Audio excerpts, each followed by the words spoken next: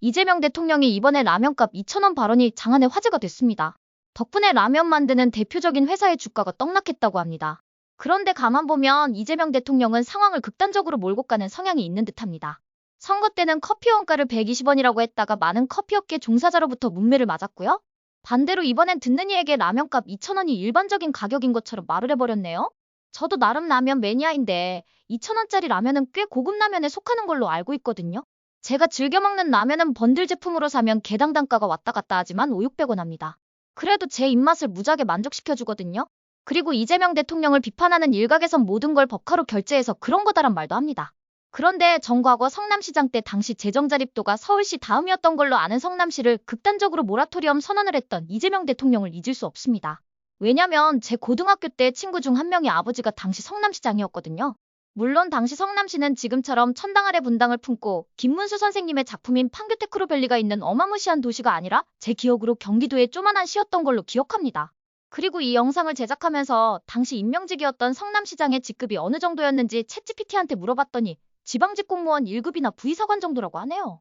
아무튼 그렇단 얘기고요. 다시 본론으로 돌아가서 이재명 대통령 저격수 중에 한 명이 돼버린 유동규 씨가 모라토리엄 당시엔 측근이었던 것 같던데 한 유튜브 방송에서 그 당시 모라토리엄 선언은 밑돌 빼서 윗돌고 있는 시기였다고 했던 걸로 기억하거든요.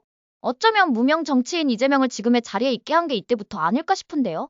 보통 사업하던 사람이 어떤 수단을 통해 성공을 하게 되면 그게 자신의 습관이 되는 경우가 참 많더라고요.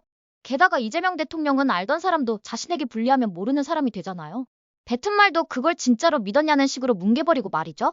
그러니 어쩌면 커피 원가 120원하고 라면값 2,000원 같은 극단적인 표현은 무언가 의도가 있지 않을까요?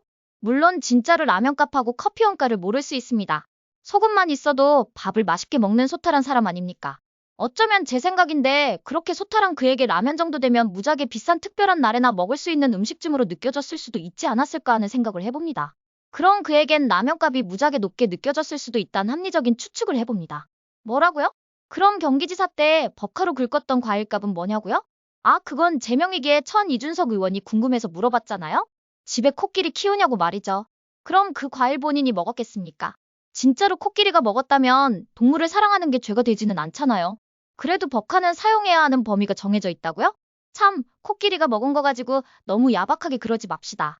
아무튼 그럼 커피 원가는 어떤 생각에서 120원이 됐을까를 상상해보니까 모닝커피란 단어를 혹시 커피를 아침에 냉수 정도로 생각한 건 아닐까요? 보통 아침에 일어나서 물 한 컵은 마시잖아요. 그럼 120원도 무지하게 비싸게 쳐준 거 아닙니까? 이렇게 제가 상상한 것처럼 진짜 몰라서 했던 발언이 아니라면 분명 어떤 정치적인 의도가 있었을 겁니다. 아무튼 언제까지 이재명이란 정치인을 대통령으로 부를진 모르겠지만 파면 팔수록 행동하는 패턴이 보이는 듯합니다.